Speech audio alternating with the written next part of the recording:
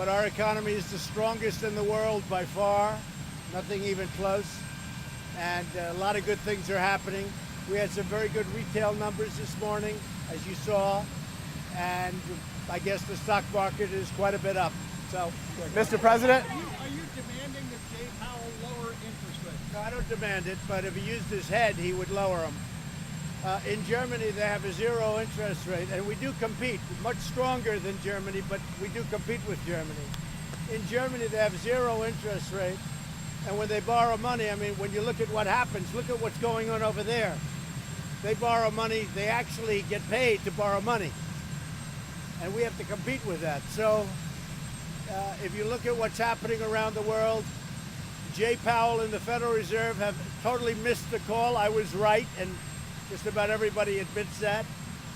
I was right. He did quantitative tightening. He shouldn't have done that. He raised interest rates too fast, too furious. And we have a normalized rate, you call it that. And now we have to go the other direction. We'll see if he does it. If he does it, you'll see a rocket ship. You'll see a boom. If he doesn't, we have a very strong economy. But Mr. President. we could be in a place that this nation was seldom at if we had interest rates cuts by the Federal Reserve. The Federal Reserve has let us down. They missed the call. They raised them too fast. They raised it too high, and they did quantitative tightening. They shouldn't have done the tightening, and they shouldn't have raised them to the extent. We could have had some raises, but nothing like they did. Mr. Trump, why have you backed down on background checks, sir? Oh, I have an appetite for background checks. We're going to be doing background checks. We're working with Democrats. We're working with Republicans. We already have very strong background checks, but we're going to be filling in some of the loopholes, as we call them, at the border. And speaking about at the border, it would be really nice if the Democrats would indeed fix the loopholes, because it would be really nice. But despite that, I want to thank Mexico. They have 26,000 soldiers at our border, and they're really stopping people from coming in. So what happens is with background checks, we're dealing with Democrats, we're dealing with Republicans, we're dealing with the NRA, we're dealing with gun owners, we're dealing with everybody. And I think we're going to have something, hopefully, that's meaningful. Sir, are you caving to the NRA? No, I didn't say anything about that. We had a great talk with Wayne yesterday. Didn't say anything about that. We just talked about concepts. Wayne agrees things have to be done also. And we have areas where we can close, and for instance, we did fix NICS last time. We have a lot of background checks right now. Gun owners can tell you that, others can tell you that. But there are certain weaknesses. We want to fix the weaknesses.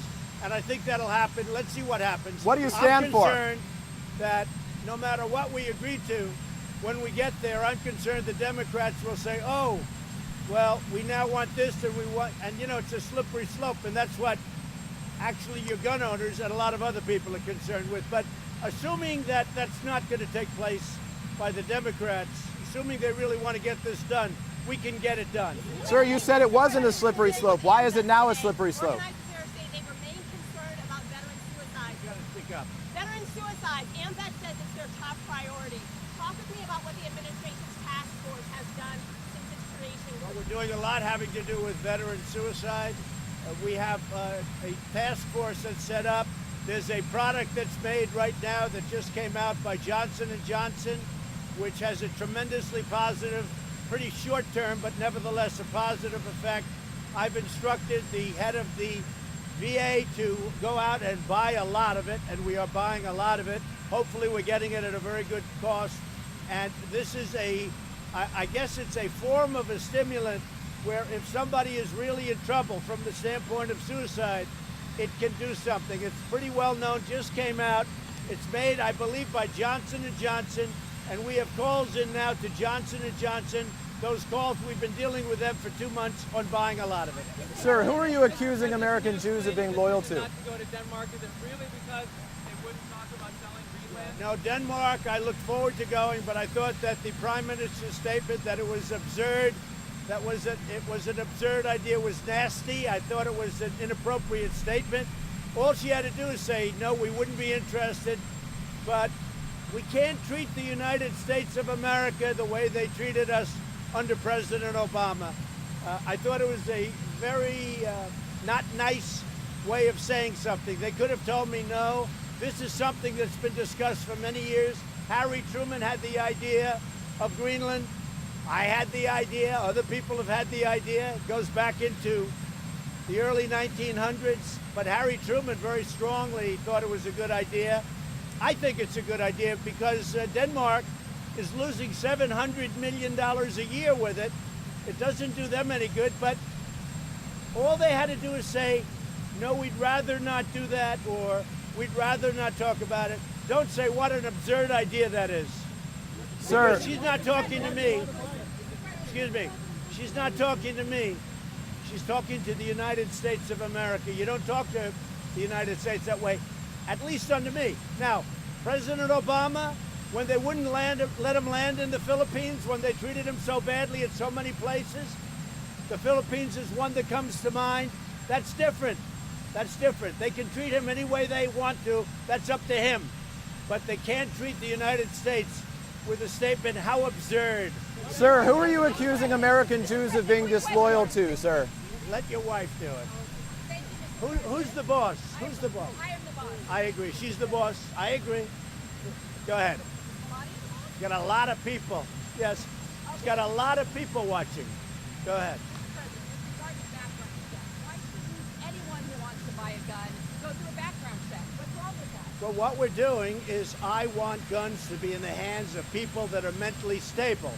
And those people, I want them to easily be able to get a gun.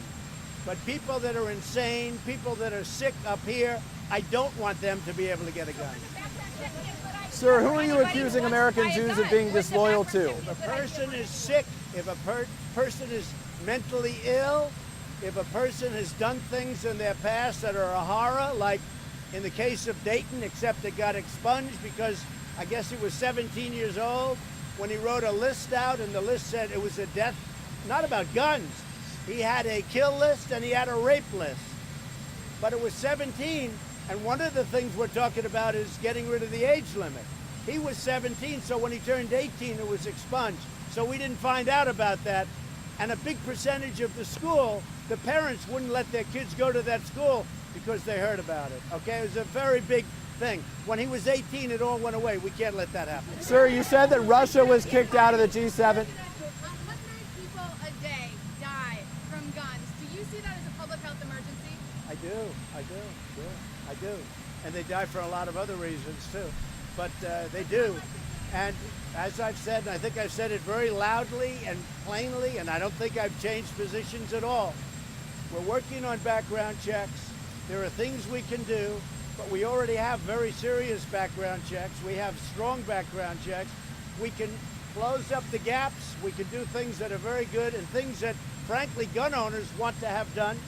But we also have to remember the gun doesn't pull the trigger, a person does, and we have great mental illness. Sir, what do you say to Republicans who want to primary you? Republicans who want to primary you, sir? The Justice Department plans to dust off the H. Brown law and prosecute the Antifa demonstrators under the law that makes it a federal crime. We're looking at, we're looking at a lot of different things relative to Antifa. Antifa, in my opinion, is a terrorist organization. You see what they've been doing. We've had great support on that. We're looking at various different things. Sir, why are you coming up with ways to hold migrant families longer? To hold migrant families? Go ahead, behind you. Behind you. So is Greenland entirely off the table? Are you looking at any additional lands for potential expansion? No, we're just looking. Greenland was just an idea, just a thought. But I think when they say it was absurd and it was said in a very nasty, very sarcastic way, I said, we'll make it some other time. We'll go to Denmark. I love Denmark. I've been to Denmark. And frankly, we'll do it another time. Sir, who are you accusing American Jews of being disloyal Respect to? has to be shown to the United States. Go ahead. Yesterday you said that Jews, American Jews who vote for Democrats are disloyal. To whom are they being disloyal, sir? And that's a well-known anti-Semitic trope. So I have been responsible for a lot of great things for Israel. One of them was moving the embassy to Jerusalem. making Jerusalem the capital of Israel. One of them was the Golan Heights. One of them, frankly, is Iran. Iran is a very far weakened nation right now, much different. Hopefully something works out. We'll see if it happens, it happens. Wait a minute, wait. No president has ever done anywhere close to what I've done between Golan Heights, Jerusalem, Iran, and other things. Excuse me, wait a minute. No president has done what I've done. We have a group, I call it AOC plus 3. You could call the person Representative Tlaib, you could say Representative Omar, you could go any way you want to go. They are anti-Semites, they are against Israel. She had a plan to greatly embarrass Israel by going there with the fact that she wanted to see her grandmother. I assume that's true, I hope that's true. But it was very bad, very bad. The things that she and others of that group and other Democrats have said. And they have become the face of the Democratic Party. And I will tell you this, in my opinion, the Democrats have gone very far away from Israel. I cannot understand how they can do that. They don't want to fund Israel. They want to take away foreign aid to Israel. They want to do a lot of bad things for Israel. In my opinion, you vote for a Democrat, you're being very disloyal to Jewish people, and you're being very disloyal to Israel. And only weak people would say anything other than that. But sir, they're Americans first, no? I haven't heard anybody say that, just the opposite. I think that if you vote for a Democrat, We'll read the you're statements. very disloyal to Israel and to the Jewish people. Sir, what do you say to the Republicans who want to primary you? Well, I'm at 94% now in the Republican Party, the highest in history, the highest of any Republican. So I think they'd have a hard time. You said Russia, sir. You said Russia was kicked out of the G8 because they outsmarted. You said Russia was kicked out of the G8 because they outsmarted Obama. In fact, it was because they annexed Crimea. You know that they're still there. Why would you let them back in? They're still there. Why let them back in? Russia outsmarted President Obama. They took over during his term, not during mine, Crimea. They're still there. Why let them in now? They took over Crimea. If you'd stop being an organ of the Democrats, I mean, you know, you'd let me answer the question. Listening. I'll answer it very easily. It's Please, a very sir. simple question.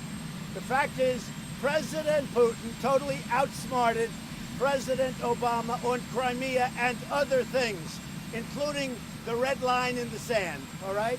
He outsmarted, he made a living on outsmarting President Obama. And frankly, because of it, Obama was upset, and he got Obama out of what was the G8 into the G7. It's come up. Should we put Russia back in? We spend a lot of time talking about Russia at those meetings, and they're not there. I think it would be a good thing if Russia were there, so we can speak directly, not have to speak all the, by telephone and other things. So, here's the thing. It's a vote of what's now the G7. They were taken out because Putin outsmarted on Crimea, on the red line, on other things. Totally outsmarted Obama. Obama was upset. They took him out. I think Russia should be a part of it because we're looking for world peace and other things, trade and other things. And it would be a lot easier to have Russia in where they had always been. But they're still there, sir. But sir, they're still there. So why let them in if they're still there?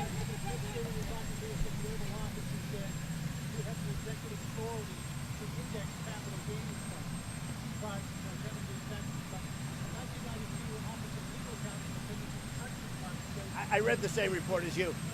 I'm not looking to do indexing. I've studied indexing for a long time.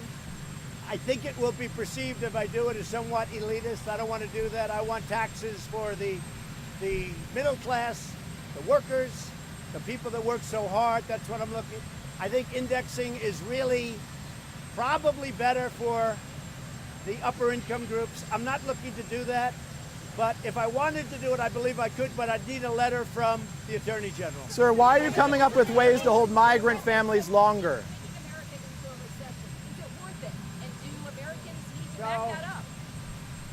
The fake news, of which many of you are members, is trying to convince the public to have a recession. Let's have a recession. The United States is doing phenomenally well. But one thing I have to do is economically take on China, because China has been ripping us off for many years. President Clinton, President Bush, and President Obama and others should have done this long before me. My life would be much easier, although I enjoy doing it, but my life would be much easier if I just said, let China continue to rip off the United States, all right? It'd be much easier, but I can't do that. We are winning against China. They've lost 2.5 million jobs in a very short period of time. They want to make a deal. It's got to be a deal that's good for the United States. Where they want to make a deal, probably we will make a deal, but if I didn't do that, and I'm not doing this, somebody said it's Trump's trade war. This isn't my trade war.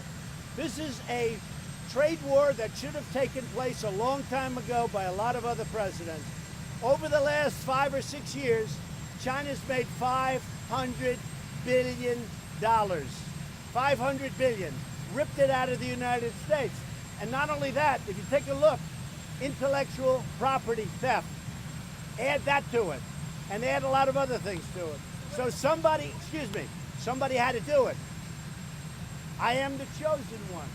Somebody had to do it. So I'm taking on China. I'm taking on China on trade. And you know what? We're winning because we're the piggy bank.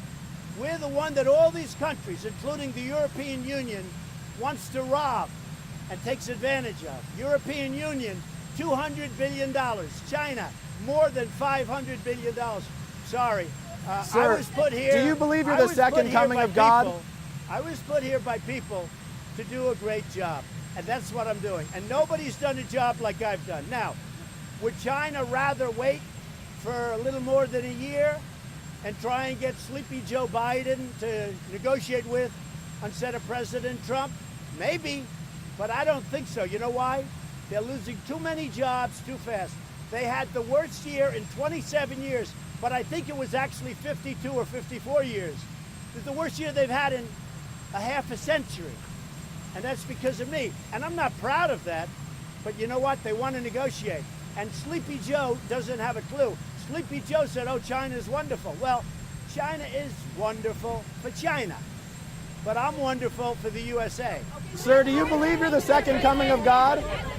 Sir, do you believe you're the second coming of God?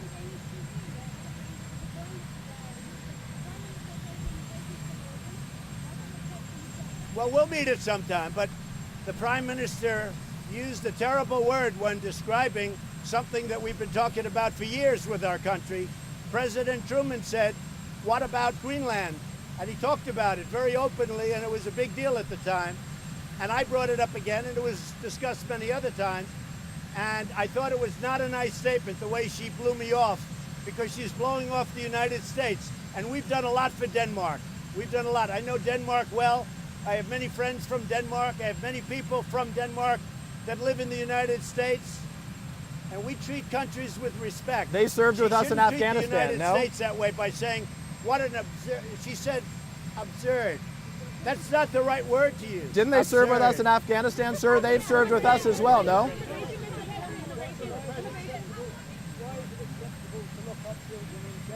Louder. Well, if you remember, President Obama had separation. President Obama built the cells. He built the cages that you people always talk about and attribute him to me. President Obama, in 2014, built those cages, and you were very embarrassed when the New York Times, as usual, and others put a picture of a cage, and they said how bad Trump was, only to find out that it was President Obama that built those cages. So President Obama had separation. I'm the one that brought them together. This new rule will do even more to bring them together. But it was President Obama that had the separation.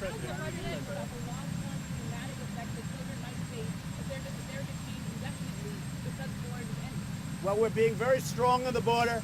You see the numbers are way, way down. I want to thank Mexico for that. The United States could make your question, could make that problem go away very easily if the Democrats would meet and we could fix the loopholes and asylum, which is what you're talking about to an extent. But let me just tell you, very much I have the children on my mind. It bothers me very greatly. People make this horrible 2,000-mile journey. one of the things that will happen when they realize the borders are closing, the wall is being built. We're building tremendous numbers of miles of wall right now in different locations. It all comes together like a beautiful puzzle. But one of the things that's happening when they see you can't get into the United States, or when they see if they do get in the United States, they will be brought back to their country. It won't matter if they get in or not, because we're doing that. They won't come, and many people will be saved, and many women's lives will not be destroyed and ruined. Sir, Joe Biden, sir, you like to attack Joe Biden's gaffes? Payroll tax cut, which is aimed at I'm the not middle looking class. at a tax cut now. We don't need it. We have a strong economy. Certainly a payroll tax cut. President Obama did that in order to artificially jack up the economy. President Obama had zero interest rates. I don't have zero interest. I have real interest rates, and despite that, I have a strong economy. President Obama did 2 payroll tax cuts, and despite that, I have a much stronger economy. And if you look at my numbers from November 9th, you look at them, November 9th to present, the stock market is up over 50%. Sir, Joe Biden's gaffes. You like to attack Joe Biden for his gaffes, but This guy is the most biased reporter, NBC. You know, I made a lot of money for NBC with The Apprentice, and I used to like them, but they are the most biased. Peter is such a bias. Let me ask you about Joe Biden's gaffes. You should be able to ask a question, same question, in a better way. I'll ask a question. You are so obviously biased, and that's why the public has no confidence in the media. Sir, I just said Joe Biden's gaffes. I'll ask my Joe question. Biden doesn't. Let me just say, Let me just tell you you about said Joe that the mass shooting Joe happened Biden in doesn't have Dayton. it. You said that the mass shooting happened in Toledo when it happened in Dayton. So is that fair game? Joe Biden doesn't have it. Is that fair game, sir, for What you? did you think about the leaked tape of the New York Times planning for a racist narrative? Well, I think the New York Times now has totally lost credibility. They've given up on the Russian collusion delusion, and now what they're doing is they're trying the racist deal, and that's not going to work because I am the least racist person ever to serve in office, okay? I am the least racist person. But the New York Times, they're trying everything they can. It is a totally dishonest newspaper. It's a paper that really has lost tremendous credibility. And let me tell you, in 6 years, or maybe 10, or maybe 14, right? In 6 years, when I'm not here, the New York Times goes out of business very quickly. And you know who else goes out?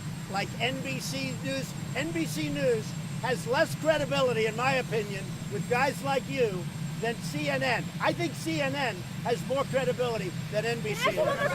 Sir, thank you. A couple additional questions. Why should you be Did you trusted? hear what I said? I said Yeah. you have more credibility than this guy. Go ahead. And that's not saying much, because I don't think you. You know what? You know why? Because I don't think you have very much credibility. Sir, why But- should you be but I will trusted to tell you fight for this. stronger background NBC, checks? I think, has less credibility than CNN. That's not saying much, but that's the way. I Sir, feel. why should you be trusted to fight for stronger background checks? Focused on mental health issues. Yeah. I was done to Mental health, very important. Other countries have similar levels of mental illness, but not the same gun violence problem. Can you really deny that the incredible access to guns in the United States is a part There are many, many things in play. People are talking about videos. People are talking about lots of different things. But we do have a way of bringing what we already have, because we have many, many, as you know, we have many, many people that are unable to buy guns right now. Many people are unable to buy guns. We have background checks, but there are loopholes in the background checks. And that's what I spoke to the NRA about yesterday. They want to get rid of the loopholes as well as I do. At the same time, I don't want to take away people's Second Amendment rights. I don't want to take away the Constitution having to do with gun ownership. And you know, we can't let that slope go so easy that we're talking about background checks, then all of a sudden we're talking about let's take everybody's gun away. People need weapons, unfortunately, for protection. So that word slope, that is an NRA talking point. Oh, it's a Trump talking point.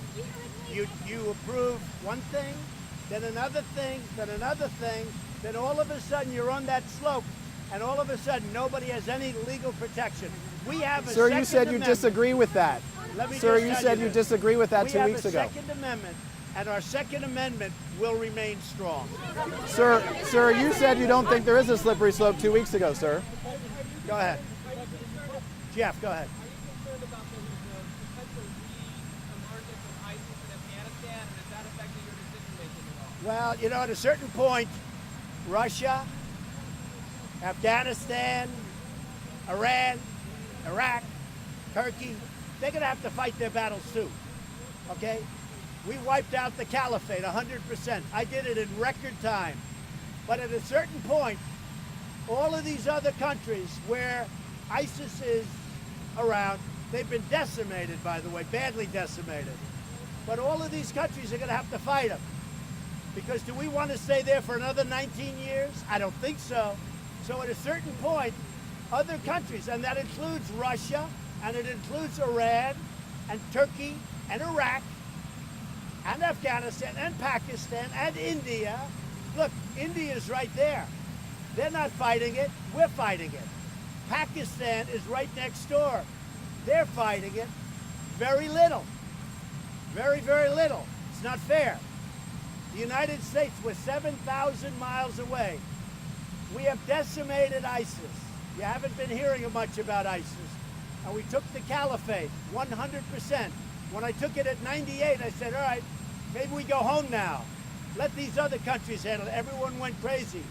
They said, do 100%. They said it was going to take a year.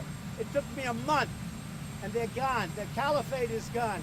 And by the way, we're holding thousands of ISIS fighters right now. And Europe has to take them. And if Europe doesn't take them, I'll have no choice but to release them into the countries from which they came, which is Germany and France and other places. Because we beat them, we captured them, we've got thousands of them, and now, as usual, our allies say, oh no, we don't want them, even though they came from France and Germany and other places. So we're going to tell them, and we've already told them, take these prisoners that we've captured, because the United States is not going to put them in Guantanamo for the next 50 years and pay for it. Sir, why should Americans, Moving along my deadline. sir, why They should know. Americans be allowed to buy assault weapons? President, one more question. I did. I went to the hospitals. I will tell you this. I went to the hospitals. It was totally falsely reported. There were beautiful, beautiful, very sad, horrible moments, but they were beautiful moments in the sense that these people, the families, and also the people that were so badly injured that I was with, they love our country. And frankly, you want to know the truth? They love their president. And nobody wrote that. Nobody wrote that because you didn't write the truth. New York Times doesn't like to write the truth. Sir, what? But they totally love our country, and they do love our president. So when I went to Dayton, and when I went to El Paso, and I went into those hospitals, the love for me, and me maybe as a representative of the country, but for me, and my love for them was unparalleled. These are incredible people. But if you read the papers, it was like nobody would meet with me. Not only did they meet with me, they were pouring out of the rooms. The doctors were coming out of the operating rooms. There were hundreds and hundreds of people all over the floor. You couldn't even walk on it. So, there's Sir, a lot. what do you there's a say lot to those happen. critics? The people in Dayton, let me just explain. People in Dayton, people of El Paso, these are incredible people. And those victims and the survivors and the families, I love those people. Sir, what do you say to those critics? What do you say to those critics? Sir, the thumbs up of the migrant child, what do you say to those critics who attack that?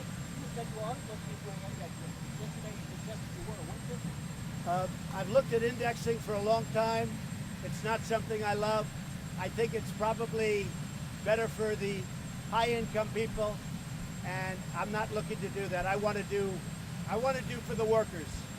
I'm looking to do for middle-income people. I think indexing. Now, I'd have to get a letter from the Attorney General or from the Justice Department, which I think I might be able to get. Otherwise, I'd have to go through Congress. But I'm not looking at doing indexing, and I haven't been seriously looking at it. But certainly, it is an option if I wanted to. We have such a strong economy. If the Fed did what they were supposed to do, they drop interest rates by 100 basis points. They maybe would do not only not tightening, but they'd do some loosening or leave it alone, do nothing. But they drop interest rates by 100 basis points or more. Nobody would be able to compete with the United States. Right now, the Fed is tying our hands because we're paying interest rates, and Germany and other countries that aren't like us are not. It should be the other way around, in a sense. But why should they be paying no interest rates and even have an incentive beyond that, and we're paying interest rates? The Fed has missed the call for a long time. Sir, the thumbs up photo with a migrant child. What do you say to the critics who attacked you for that? What do you say to the critics who would attack you over that? I think we have a very strong economy. I just don't see any reason to. I think the Fed has been very late and very early. They were very early to raise, and they're very, very late to cut. But the Fed can do the whole thing. Yesterday, we had the strongest dollar in the history of our country. Yesterday, we had the strongest dollar in the history of our country. Now, in one way, I'm honored by that. But in another way, it makes it much harder to export goods, you understand. So in two ways. One, I love it, but in another way, I don't like it because it's much harder to compete.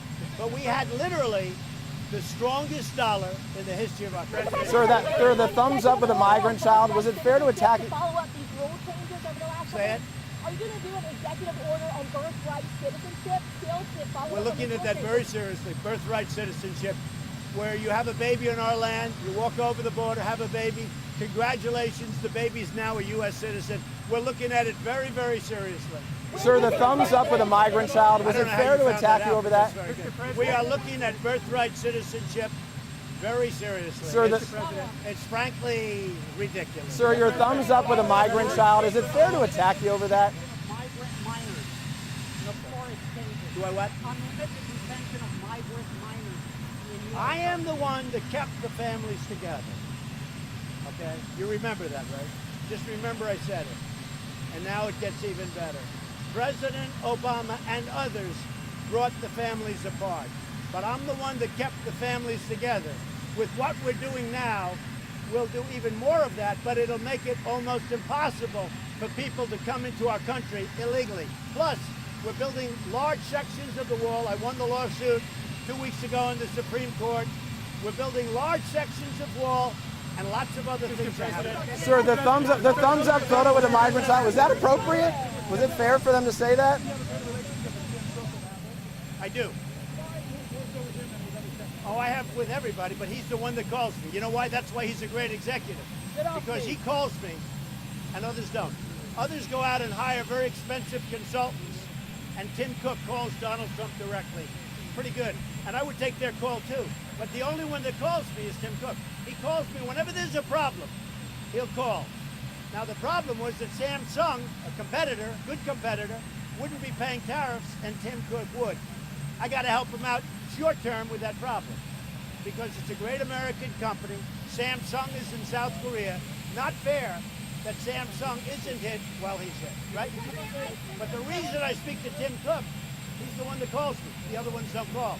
They go out and hire for millions of dollars consultants that have less power than you do. What do you want to say today in Kentucky, sir? What do you want to say in Kentucky today? Loyal to Israel, is that what you're saying? Oh, I say so, yeah. Yeah. Isn't that anti-Semitic? No. It's only in your head. It's only anti-Semitic in your head. If you look at what Tlaib, Omar, Cortez, if you look at what these people, I say, if you just AOC +4 or +3, if you look at what they say, they are so bad for Israel. They are so bad for Jewish people. You take a look at the horrible anti-Semitic statements that they've made. You take a look at what they want to do to Israel. Take a look at the fact that they want aid, all of the aid, almost $4 billion, all of the aid cut from Israel. You take a look. You know what? The Democrats have to own it. And I say this, anybody that votes for a Democrat, they're voting for that. That's the face of your party, and that's very bad for Why are you Israel. saying how Jewish people Hong Kong give you leverage. Does Hong Kong give you leverage in the China talks, Mr. You'll President? find out. You're going to find Does out. Hong Kong give you leverage in the China talks? Does Hong Kong give you leverage in the China talks? I don't view it as leverage. No, I hope Hong Kong works out in a very humane way. I don't view it as leverage or non-leverage. I hope it works out in a humane way. And I think that President Xi has the ability to make sure that happens. You think